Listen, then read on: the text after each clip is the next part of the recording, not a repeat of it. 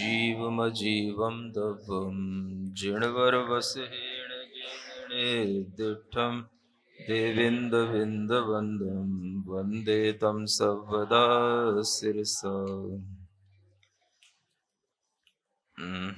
गाथा नंबर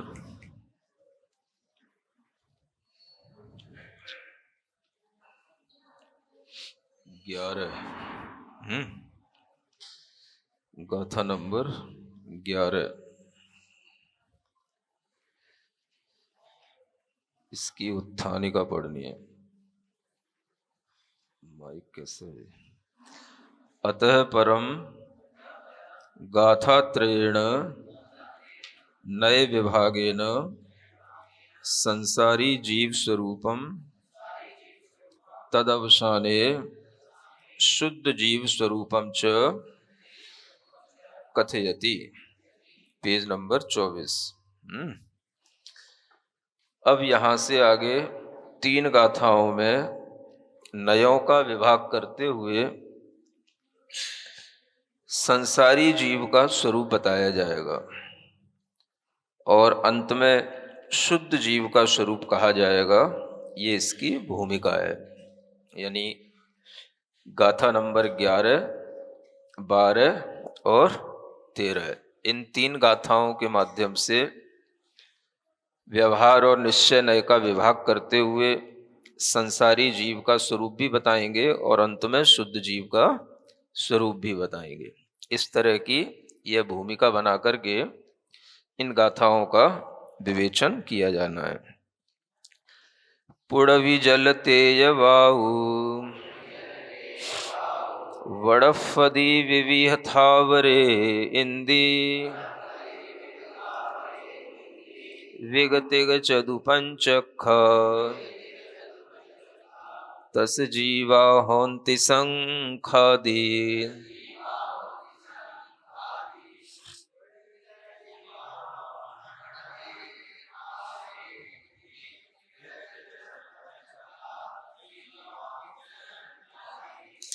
हाँ, ये प्राकृत की गाथाएं हैं।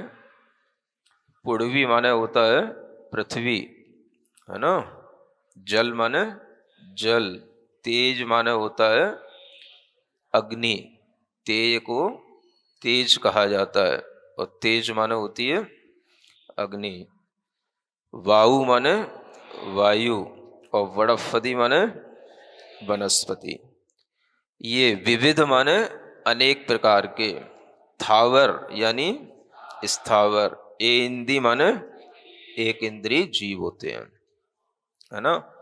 पृथ्वी, जल, अग्नि, वायु और वनस्पति, ये अनेक प्रकार के स्थावर और एक इंद्रिय जीव हैं। विग तिग यानी विग माने 2 इंद्रिय, तिग माने त्रिक जिनके पास 3 इंद्रियां हैं, चदु माने 4 और पंच माने और अक्खा माने होता है इंद्रिय।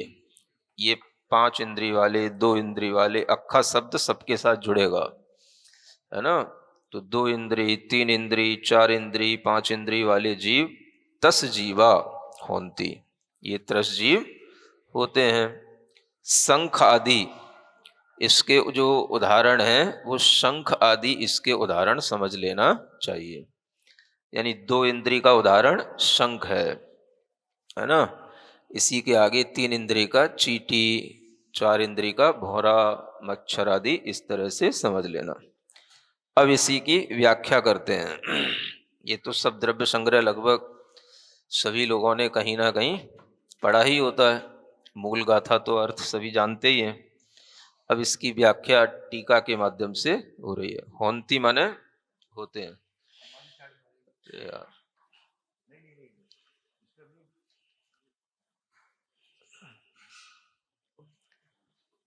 होन्ति इत्यादि व्याख्यानम क्रियते। होन्ति माने होते हैं। अतीन्द्रिय अमूर्त निज परमात्म स्वभाव अनुभूति जनित सुखामृत रस स्वभाव स्वभावम अलभ माना, तुच्छ मपि इंद्रिय सुखम अभिलषन्ति छदमस्थाः। ये यहाँ तक एक वाक्य है, भूमिका बनाई जा रही है। कहा जा रहा है जो छदमस्त जीव होते हैं वे इंद्रिय सुख की अभिलाषा करने वाले होते हैं, है ना। छदमस्तों की परिभाषा क्या बताई जा रही है? जो इंद्रिय सुख की अभिलाषा करें। और इंद्रिय सुख कैसा है? तुच्छम। कैसा कहा? तुच्छ। तुच्छ समझते हैं? जिसकी कोई वैल्यू नहीं होती, बिल्कुल जो नगण्य होता है उसको तुच्छ कहते हैं। तो संसार के सभी जीव छदमस्त जीव कहलाते हैं, और ये सभी छदमस्त जीव तुच्छ इंद्रिय सुख की इच्छा रखते हैं, बस, है ना। क्यों रखते हैं? क्योंकि इन्हें इससे पहले कोई बड़े सुख की चाहत हुई नहीं, या उसका कोई ज्ञान इन्हें हुआ नहीं। तो इसलिए यहां पर कहा जा रहा है कि जो सुख अपने स्वभाव की अनुभूति से उत्पन्न होता है, किससे? परमात्म स्वभाव की अनुभूति से उत्पन्न होता है, और जिस सुख के कारण से अमृत रस का उसे अनुभव होता है, ऐसे सुख का लाभ इस जीव को नहीं होता, इसलिए यह विषय सुख की इच्छा करके जीता है ना। यानी जो लोग इंद्रिय सुख से ऊपर भी कोई सुख है इस सुख को नहीं जानते, ऐसे जीव छदमस्त जीव होते हैं, और वे इस तुच्छ सुख में ही आनंद मानते हैं।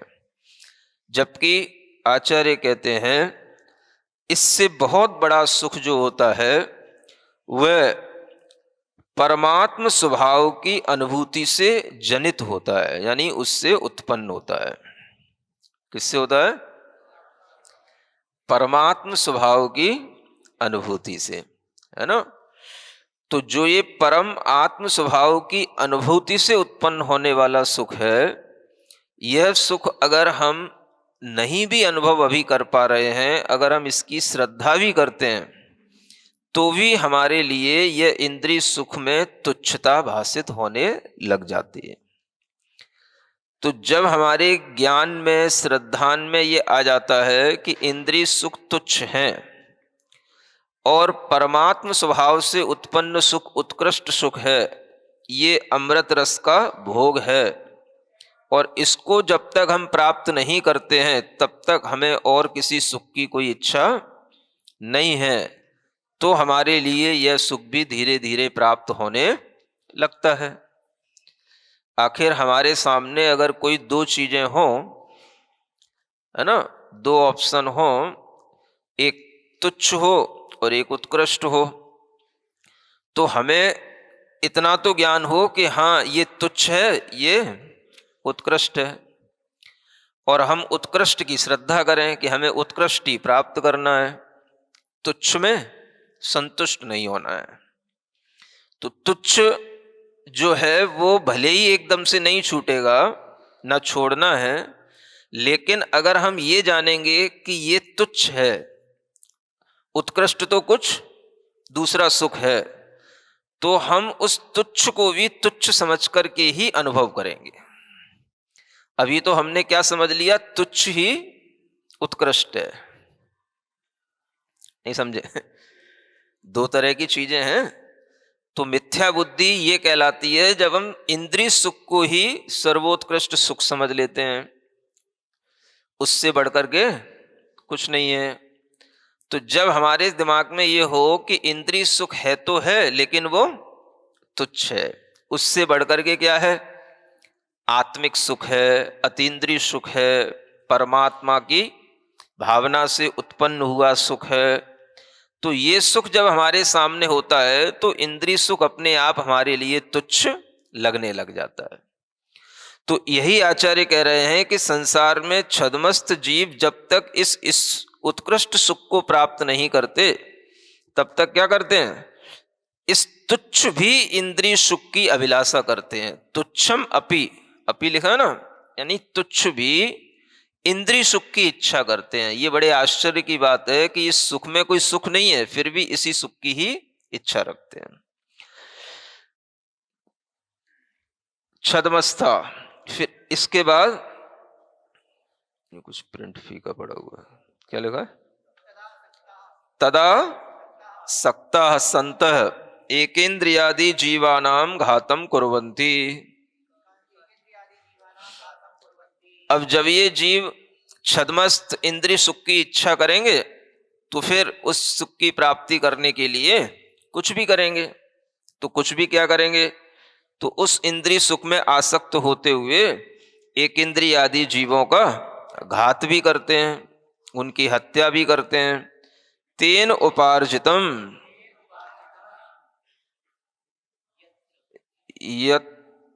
यत्र स्थावर नाम कर्म, यत होगा उसमें जुड़ा हुआ होगा आधा, तो यत्र स्थावर नाम कर्म तद उदयेन जीवा भवन्ति। अब जब इन जीवों का घात करते हैं तो उसी से ये उपार्जित कर लेते हैं, त्रस नाम कर्म, स्थावर नाम कर्म का उससे बंद कर लेते हैं, और उसी के कारण से फिर उन कर्मों के उदय से ये जीव उत्पन्न हो जाते हैं। यानी जो भी त्रस जीव उत्पन्न होते हैं, स्थावर जीव उत्पन्न होते हैं, ये त्रस और स्थावर नाम कर्म का पहले बंद किया जाता है। और ये बंद कब होता है, जब हम त्रस जीव और स्थावर जीव का घात करते हैं, तो उसी से इन कर्मों का बंद हो जाता है, और फिर इन्हीं कर्मों के उदय से हमें त्रस या स्थावर पर्याय प्राप्त होती है। ये कहने का मतलब है, समझ रहे हैं ना। क्योंकि अगर हम पंचेंद्री बने हैं तो त्रस जीव तो है ही है ना। अब त्रस जीव हैं, पंचेंद्रिय हैं, तो हमने त्रस नाम कर्म का उपार्जन किया, तब हम त्रस जीव बने। तो वो त्रस नाम कर्म का उपार्जन कैसे हुआ, तो जो हम त्रस जीवों का घात करते हैं उससे त्रस नाम कर्म का बंद हो जाता है, और फिर उसी कर्म के उदय से हम उस तरह के संसारी जीव बने रह जाते हैं। तो उसी को यहां पर कहते हैं कथम भूता भवन्ति। वो जीव कैसे होते हैं, पुड़वी जल तेव वायु वनस्पति विवीय थावरे इंदी पृथिव्यप तेजो वायु वनस्पतयः कति संख्योपेता। ये सभी पृथ्वी जल अग्नि वायु वनस्पति कितनी संख्या में हैं, तो कहते हैं विविधा। आगम कथित स्वकीय स्वकीय अंतर्भेदैर बहुविधा। अब ये सब आगम में इनके भेद कहे गए हैं, 2 इंद्री के, 3 इंद्री के, या पृथ्वी जल वायु आदि के जो अपने इनके अपने अपने भेद होते हैं, उन भेदों से ये बहुत प्रकार के हो जाते हैं। स्थावर नाम कर्मोदय न स्थावरा, जो स्थावर जीव होते हैं वो स्थावर नाम कर्म के उदय से होते हैं, है ना। स्थावर नाम कर्म और त्रस नाम कर्म, ये दोनों नाम कर्म के भेद हैं। तो जब भी कोई जीव एक इंद्रिय आदि बनता है तो पहले उसके लिए स्थावर नाम कर्म का बंद होगा, उसका उदय होगा, तब वो एक इंद्रिय आदि पर्याय को प्राप्त होगा। कोई भी जीव त्रस बनता है तो उसको पहले त्रस नाम कर्म का बंद होगा, फिर उस कर्म का उदय आएगा, तब वह त्रस जीव बनेगा। तो स्थावर नाम कर्म के उदय से स्थावर जीव बनते हैं। एक इंद्रिय जाति नाम कर्मोदयेन स्पर्शन इंद्रिय युक्ता एकेन्द्रिया न केवलम इत्थम भूता स्थावरा भवन्ति। कहते हैं कि अनेक कर्मों के उदय से यह जीव अनेक प्रकार की उपलब्धियां करता है ना। स्थावर नाम कर्म के उदय से तो स्थावर पर्याय में गया। अब स्थावर में भी उसे यह जो स्पर्शन इंद्री मिलती है, इसमें भी उसे एक इंद्री जाति नाम कर्म का उदय उसके साथ में काम करता है ना। जाति नाम कर्म अलग होता है और स्थावर नाम कर्म अलग होता है। तत्वार सूत्र में नाम कर्म के भेदों में आप पढ़ेंगे तो उसमें गति जाति है ना, ये सब अलग अलग आते हैं। तो गति नाम कर्म भी उदय में आएगा, तो त्रियंश गति नाम कर्म उदय में आएगा।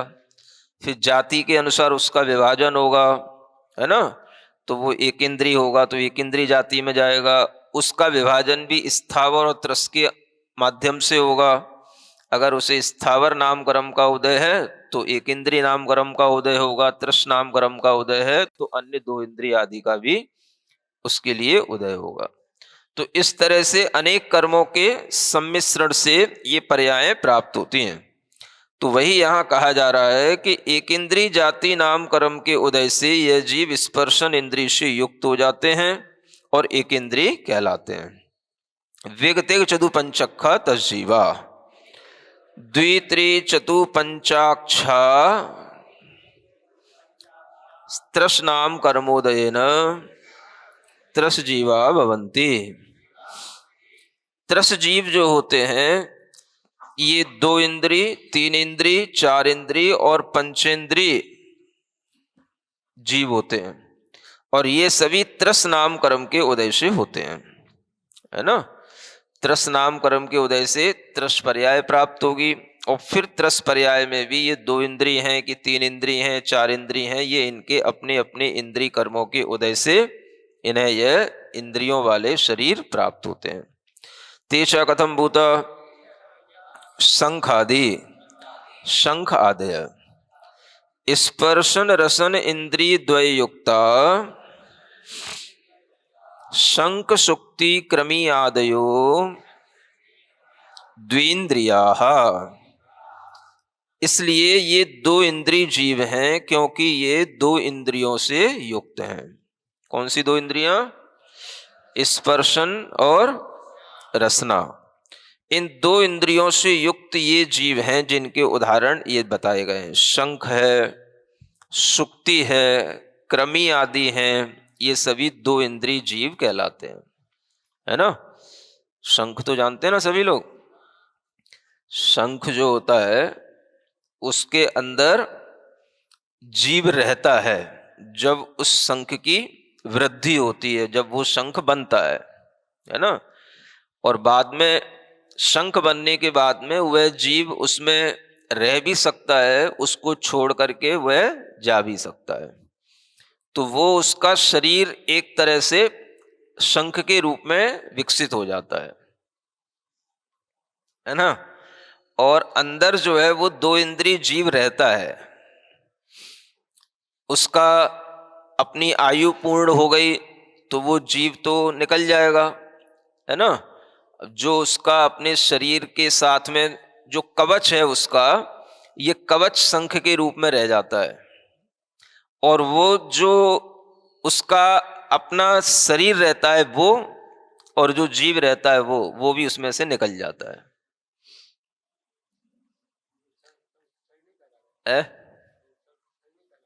शंख क्या कहला? शंख का वह शरीर तो है ही, लेकिन वो शरीर एक उसके बाहरी कवच के रूप में है। वो जो अंदर जीव रहता है वो उसी का ही विस्तार रहता है। तो अंदर जो जीव है वो जीव उसके साथ उसका शरीर जो रहता है वह अलग रहता है, वो आपको देखने में आएगा और ये उसी से जुड़ा हुआ उसका विस्तार होता है। अब वैसे देखा जाए तो ये शंख जो है ये भी जीव का शरीर है ना। और जीव का शरीर है तो अपने आप में अशुद्ध माना जाता है ना। अशुद्ध है तो उसको शुद्ध स्थानों पे उपयोग नहीं किया जाना चाहिए। लेकिन कुछ चीजें ऐसी होती हैं जो व्यवहार में, है ना, जीव जनित होते हुए भी वो शुद्ध मानी जाती हैं। क्या सुना है? व्यवहार में कुछ चीजें शुद्ध मानी जाती हैं, भले ही वो किसी जीव का शरीर आदि के रूप में है, लेकिन फिर भी वो व्यवहार में शुद्ध माना जाता है। और शुद्ध स्थानों पर भी, मंगल कार्यों में भी उसका उपयोग किया जाता है। समझ रहे हैं ना? तो जैसे अब कोई कहे कि भाई अगर कोई शंख मंदिर में ले आए तो ये आप जीव का अवयव ले आए, ये तो अशुद्ध हो गया। तो ऐसा नहीं है। मतलब ये चीजें व्यवहार में शुद्ध मानी जाती हैं। अगर आप कभी, जैसे प्रमेय रत्नमाला एक ग्रंथ है न्याय का, है ना, तो उसमें ये आया है कि कुछ ये चीजें हैं जो व्यवहार में भी शुद्ध मानी जाती हैं, है ना। जैसे मोती है, हाथी का जो दांत है ना, गजमुक्ता है। अब गजमुक्ता भी निकलेगा तो गज के ही माथे से निकलेगा, लेकिन वो बहुत बहुमूल्य माना जाता है। पुराणों में भी कहीं वर्णन मिलेगा कि उन्होंने गजमुक्ता भगवान के चरणों में चढ़ाया है, मनुवती की कथा में। तो इस तरह के ये वर्णन से सिद्ध होता है कि ये चीजें भले ही जीव जनित होती हैं, लेकिन व्यवहार में ये चीजें शुद्ध मानी जाती हैं। इनका उपयोग मंदिर में भी हो सकता है, होता है। सुन रहे हो ना? हाँ हाँ, समझ रहे हो ना? मोर पंख तो बिल्कुल वो ऐसा नहीं है कि मोर का शरीर ही हो, हाँ, लेकिन जीव से उत्पत्ति तो है ही है। हाँ, अब जैसे गजमुक्ता है तो गजमुक्ता भी गज से ही निकलेगा, वो आपको मिलेगा भी नहीं, इतना दुर्लभ होता है वो, कहीं कहीं रहता है वो, है ना। एक जगह देखने को मिला है, अभी यहाँ खेखड़ा गए थे, खेखड़ा में एक मंदिर में एक व्यक्ति के पास में वो गजमुक्ता है, समझ रहे हैं? तो मिलते हैं कहीं कहीं।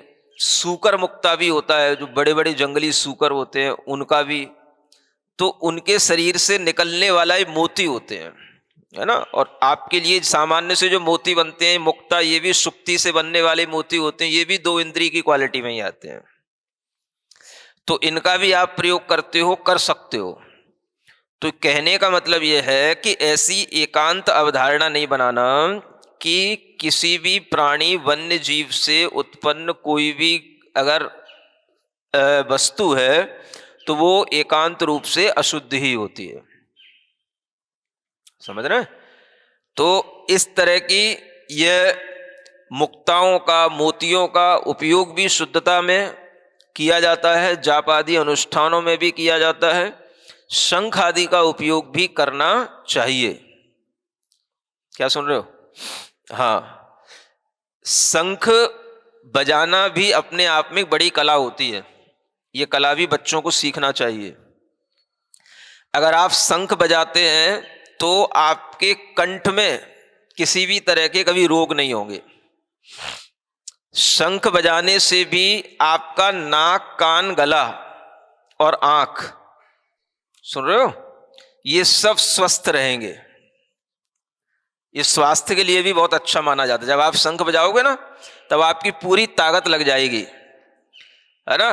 तो उससे कंठ भी सुधरता है। एक जगह मैंने पढ़ा था, नेत्र दृष्टि को अच्छा बनाने के लिए भी शंख बजाना चाहिए। हाँ, तो आयुर्वेद की दृष्टि से भी इसका महत्व है। और मंगलकारी कार्यों में शंख का उपयोग किया जाता है। ये आपको पता होगा कि जब भगवान के कल्याणक होते हैं तब भेरी, घंटा, शंख भी बजाए जाते हैं, बजते ना, बोलो तो। हाँ, तो अब वो शंख भले ही देवों के निकायों में बजते हैं, देव बजाते हैं, लेकिन देवों के यहां भी शंख बजाए जाते हैं। तो शंख तो इसी तरह के होते हैं। तो शंख का उपयोग मंदिर में भी किया जा सकता है। समझ आ रहा है? ये बात अलग है कि कोई कोई लोग बहुत ज्यादा अपनी पूर्व आग्रह या पूर्व धारणा से जुड़े हों, हमें उनसे मतलब नहीं है, लेकिन व्यवहारिक दृष्टि से ये कोई भी गलत बात नहीं है। और विशेष रूप से जब पंच कल्याणक होते हैं, तो ज्ञान कल्याणक के दिन तो आज भी हमारे सामने प्रतिष्ठाचार्य खड़े होकर के पंडित जी सब शंख बजाते हैं, है ना। जब ज्ञान कल्याणक होता है तो बजाते ही है ना, तो वो कितनी पवित्र जगह होती है, शुद्ध जगह होती है, वहां पर भी तो बजाते ही है। तो इसलिए हम कह सकते हैं कि मंदिरों में इन चीजों का निषेध नहीं है। समझ रहे हैं ना, हर चीज का नहीं, इन चीजों का, मोती है, शंख है, इनका, है ना। तो ये चीजें आपके उपयोग में भी आ सकती हैं, आती ही हैं। और ये चीजें शुद्ध रूप में अगर आपको मिलती हैं तो इनका उपयोग करके भी आप अपनी व्यवहारिकता में ये ना समझें कि ये कोई अशुद्धि का मतलब उपयोग कर रहे हैं या हम अशुद्ध वस्तुएं हैं, ऐसा नहीं है। ये सब व्यवहारिकता में शुद्ध चीजें मानी जाती हैं। ये न्याय ग्रंथों में भी लिखा हुआ है। ये बता रहा था आपको। क्या हम्म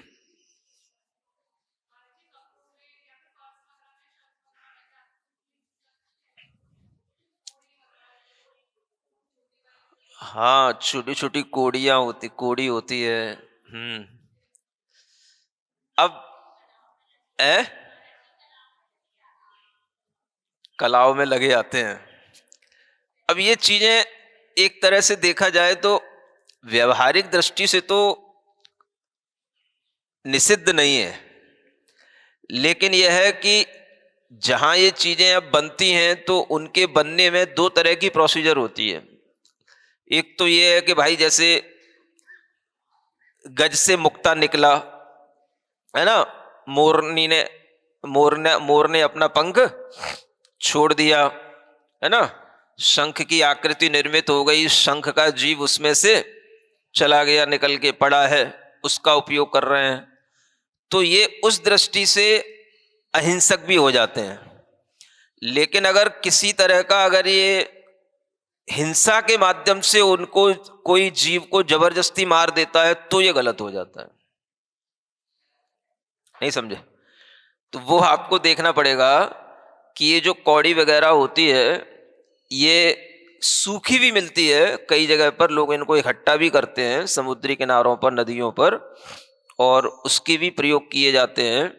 लेकिन अगर कहीं ये लोग व्यापार के निमित्त से इस तरह की उत्पत्ति करके उन जीवों को अगर मार करके इस तरह की चीजें बनाएंगे तो ये हिंसक हो जाएगा। ये इसमें सावधानी की जरूरत होती है ना। तो आप इस चीज को समझ करके इसका उपयोग करें।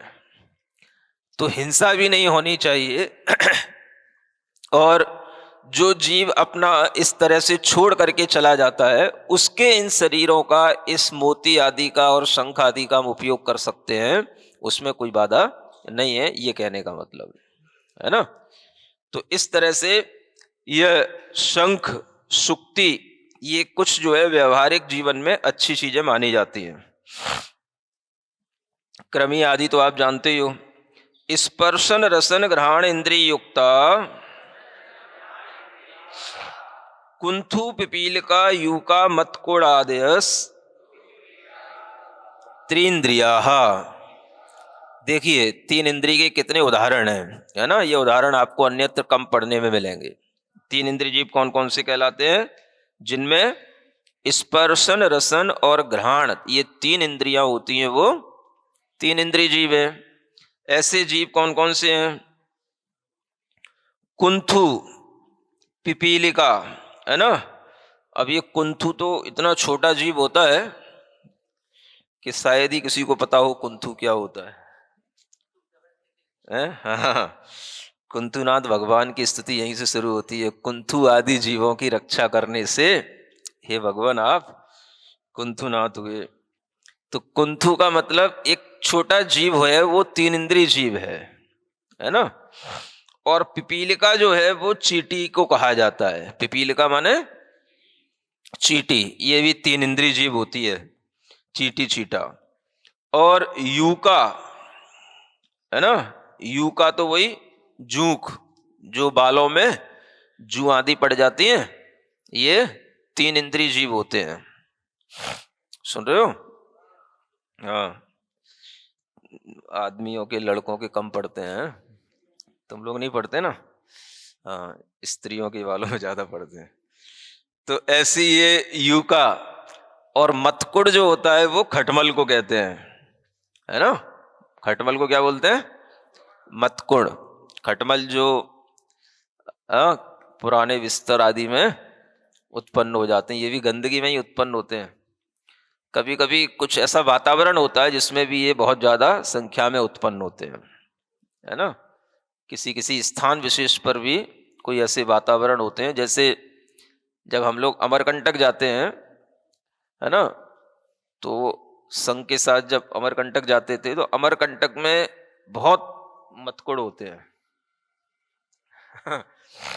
वहां तो मतलब पिच्छी में भी उत्पन्न हो जाते हैं, बचाना मुश्किल हो जाता है, हर चीज में वहां खटमल हो जाते हैं।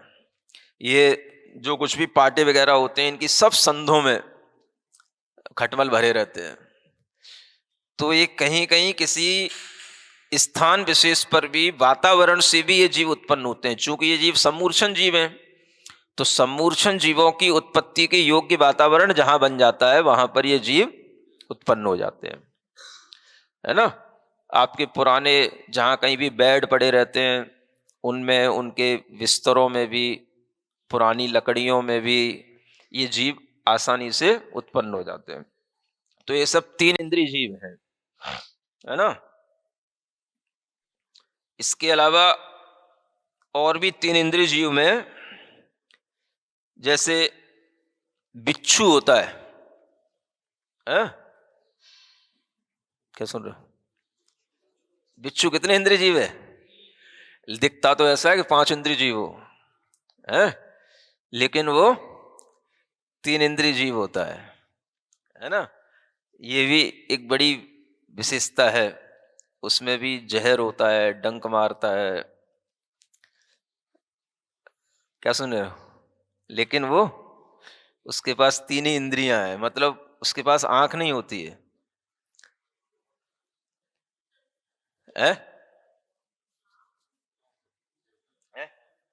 आंख होती है तो 3 इंद्रिय कैसे होगा? नहीं नहीं नहीं, वही तो समस्या है, वही तो विशेषता है उसकी। मतलब यह है कि वो देखते देखते आपके पास नहीं आता कि वो भाई हम चलो तुम्हें काटने जा रहे हैं। आप उसके आगे आ गए तो डंक मार देगा वो। समझ आ रहा ना? जैसे सर्प तो कभी कभी देखते देखते भी आपके पास आ सकता है। लेकिन वो जो है, उसके सामने अगर आ गए, उसके आगे कोई भी ऐसा आ गया तो वो अपनी सुरक्षा के लिए डंक छोड़ देता है। तो ये एक अपनी उसकी विशेषता है ना। स्पर्शन रसन घ्राण चक्षु इंद्रिय चतुष्टय युक्ता दंस मसक मक्षिका भ्रमरादयश्च चतुरिंद्रियाः। तो जो 4 इंद्रिय जीव होंगे, उनमें स्पर्शन रसना घ्राण चक्षु, ये 4 इंद्रियां होंगी। इन 4 इंद्रियों से वह सहित होते हैं। दंस मसक, ये उनके उदाहरण है। डांस जिसको बोलते हैं, बड़े बड़े जो मच्छर होते हैं ना, दंस मसक, कई लोग एक भी कहते हैं, लेकिन ये अलग अलग भी ये शब्द हैं। दंस अलग शब्द है और मसक अलग शब्द है ना।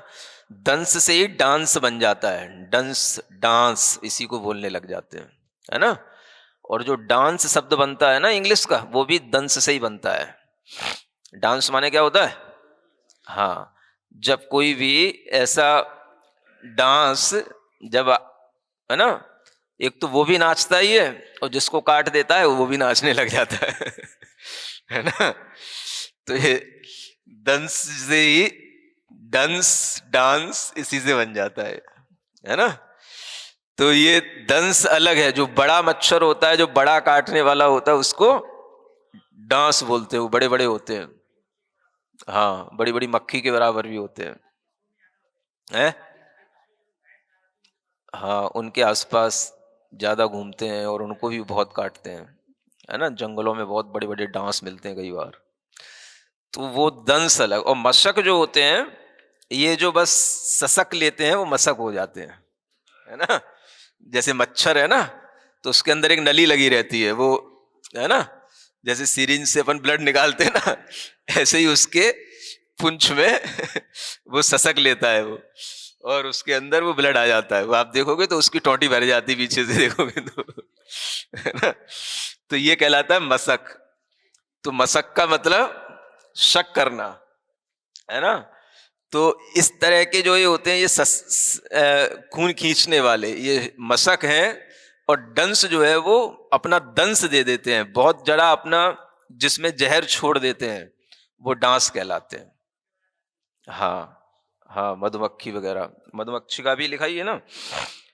तो ऐसा समझ आता है दो चीजें अलग अलग हैं, ज्यादातर लोग इनको एक ही मानते हैं, है ना। तो ऐसा समझना कि दो तरह की ये मच्छरों में भी क्वालिटी है, एक दंश रूप और एक मशक रूप। एक मच्छर वो होते हैं, जैसे मान लो कोई जहरीला मच्छर है तो वो अपना जहर आपके अंदर दंश के रूप में छोड़ देगा, तो वो दंश कहलाएगा। एक वो होता है जो केवल आपका ब्लड निकाल लेगा बस, वो मशक कहलाएगा। समझ आ रहा है। यद्यपि साइंस ये मानता है कि कोई भी मच्छर होता है तो पहले अपना वो जो सलाइवा होता है वो आपके अंदर बॉडी में डाल देता है, फिर वो निकालता है। वो भले ही डाले लेकिन उससे इतना घात नहीं होता जितना घात दंश से होता है ना। तो मशक से वो केवल आपकी बॉडी का ब्लड निकालता है, और दंश जो होता है वो अपना जहर आपके अंदर डाल देता है। ये जो है एक डिफरेंशिएशन दोनों चीजों में बन सकता है, ऐसा सोचा जाता है ना। तो दंश मशक, मक्षिका तो मक्खी को कहते ही हैं, जितनी भी मक्खियां हैं चाहे वो छोटी हों चाहे बड़ी हों, है ना। मधुमक्खी वगैरह ये सभी जो है चार इंद्रिय जीवों में आती हैं। भ्रमर हैं, भौरे आदि हैं, ये भी चार इंद्रिय जीव हैं। स्पर्शन रसन घ्राण चक्षु श्रोत्र इंद्रिय पंचयुक्ता मनुष्यादय पंचेंद्रिया इति। और ये पांच इंद्रियां जो स्पर्शन रसन घ्राण चक्षु और श्रोत्र, इन पांच इंद्रियों से जो युक्त हो गए वो पंचेंद्रिय जीव कहलाते हैं, जो मनुष्य आदि जीव कहलाते हैं, है ना। तो देखो चार गतियों में, ये तो अब आपको निष्कर्ष के रूप में पता ही होगा, चार गतियों में केवल एक ही गति है जिसमें ये सभी वैरायटी पाई जाती हैं। एक इंद्री, दो इंद्री, तीन इंद्री, चार इंद्री आदि। कौन सी गति? मनुष्य गति। क्या बोल रहे? कौन सी गति में ये सब वैरायटी पाई जाती है? मनुष्य का भी चार इंद्री होता है क्या? फिर क्यों बोल रहे हो? तो ये एक ही गति है चार गतियों में जिसमें ये सब वैरायटियां होती हैं। ये भी तो सीखो। थोड़ा गलती कर गए है ना। तो त्रियंच गति ही एक ऐसी गति है जिसमें सभी तरह के ये इंद्री वाले जीव, सभी तरह के स्थावर त्रस जीव, सभी तरह की वैरायटी त्रियंच गति में है। बाकी तीन गतियों के जीव सिर्फ और सिर्फ पंचेंद्रिय ही होते हैं, है ना। ये अपने दिमाग में होना चाहिए। देव गति के जीव नियम से, नरक गति के जीव नियम से, और मनुष्य गति के जीव भी नियम से पंचेंद्रिय ही होते हैं, है ना। और ये सभी संगी भी होते हैं, है ना। संगी असंगी का जो भेद है वो भी केवल त्रियंश गति में ही है। बाकी सभी तीनों गतियों के जीव संगी ही होते हैं, मन सहित ही होते हैं। इस तरह से ये अपने दिमाग में इन इंद्रियों का विभाजन बिल्कुल स्पष्ट होना चाहिए। विशुद्ध, अब इसका भावार्थ करते हैं। अयम अत्र अर्थ। अब इतना पढ़ने के बाद में आपको क्या इसका भावार्थ निकालना है, हम क्या भावना करें, वो अब यहां पर अंत में दो लाइनों में कंक्लूजन करके बताते हैं। विशुद्ध ज्ञान दर्शन स्वभाव निज परमात्म स्वरूप भावनोत्पन्न पारमार्थिक सुख मलभ माना इंद्रिय सुखासक्ता एक इंद्रिय आदि जीवानाम वधम कृत्वा त्रस स्थावरा भवन्ति। इति उक्तम पूर्वम तस्मात् त्रस स्थावर उत्पत्ति विनाशार्थम तत्रैव परमात्मनि भावना कर्तव्या इति। ये इसका भावार्थ है। क्या कहते हैं? विशुद्ध ज्ञान दर्शन स्वभाव रूप जो निज परमात्म स्वरूप है ना, निज माने अपना भी परमात्म स्वरूप है कि नहीं? सभी की आत्मा परमात्म स्वरूप वाली है, परम आत्मा का स्वरूप सभी में विद्यमान है। तो अपना जो निज परमात्मा है वह कैसा है? विशुद्ध ज्ञान विशुद्ध दर्शन स्वभाव वाला है ना। ये हमें अपनी श्रद्धा में बना करके रखना चाहिए। हमारी आत्मा कैसी है? विशुद्ध ज्ञान दर्शन स्वभाव वाला मैं परम आत्म तत्व हूं, ऐसा अपने अंदर भावना करनी चाहिए। समझ गए? क्या कैसा हूं मैं? विशुद्ध ज्ञान दर्शन स्वभाव वाला मेरा परम आत्म तत्व है। और उसी की जब हम भावना करते हैं तो उस भावना से भी देखो क्या होता है, पारमार्थिक सुख मिलता है। क्या सुना? भावना करने से भी, है ना, जिसको इंद्रिय सुख से उत्कृष्ट कहा जाता है, ये वही पारमार्थिक सुख है, इसी को आत्मिक सुख कहते हैं। तो हर किसी जीव को जो संगी पंचेंद्रिय है उसे ये भावना करनी चाहिए कि मैं विशुद्ध ज्ञान दर्शन स्वभाव वाला परम आत्म तत्व हूं। जब आप ऐसी भावना करोगे तो इस भावना से ही आपको आत्मिक सुख मिलेगा। समझ रहे हो? इसको पारमार्थिक सुख कहा जाएगा। बाकी सब क्या है? इंद्रिय सुख है, वो तुच्छ है। और ये जो पारमार्थिक सुख है ये उत्कृष्ट है। ये आपको इस भावना से उत्पन्न होगा। लिखा है ना, लिखा है ना, भावनोत्पन्न पारमार्थिक सुख। अब ये अलभ माना, ये किनको प्राप्त नहीं होता?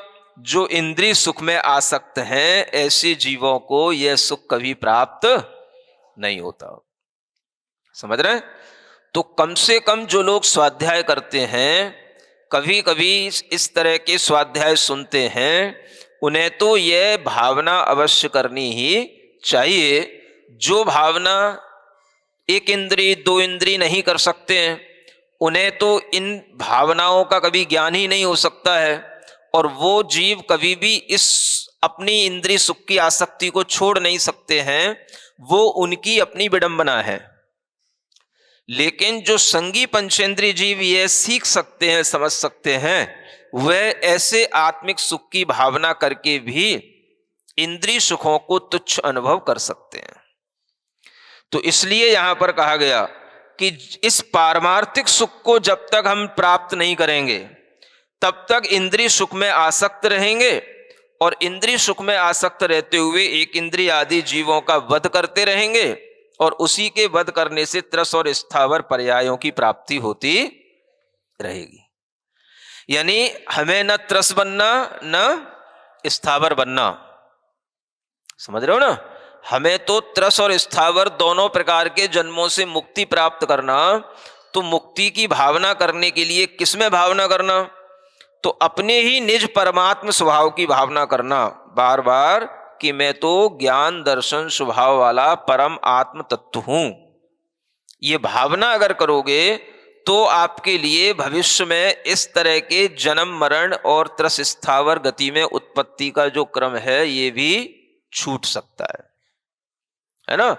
क्योंकि जो जीव केवल इंद्रिय सुखों में आसक्त रहते हैं वह एक इंद्रिय आदि जीवों का निरंतर वध करते हैं, और इस तरह के कर्म का उपार्जन करके फिर वही त्रस स्थावर जीव बनते रहते हैं। इसलिए इति उक्तम पूर्वम तस्मात् त्रस स्थावर उत्पत्ति विनाशार्थम, देखो लिखा है ना, त्रस और स्थावरों में हमारी उत्पत्ति न हो, उस उत्पत्ति का विनाश करने के लिए तत्रैव परमात्मनि भावना कर्तव्या, उस परमात्म तत्व में अपनी भावना करनी चाहिए। आ गया समझ में? तो हमें हमेशा परम आत्म तत्व की भावना करनी चाहिए। परम आत्म तत्व दूसरों में भी है और स्वयं में भी है।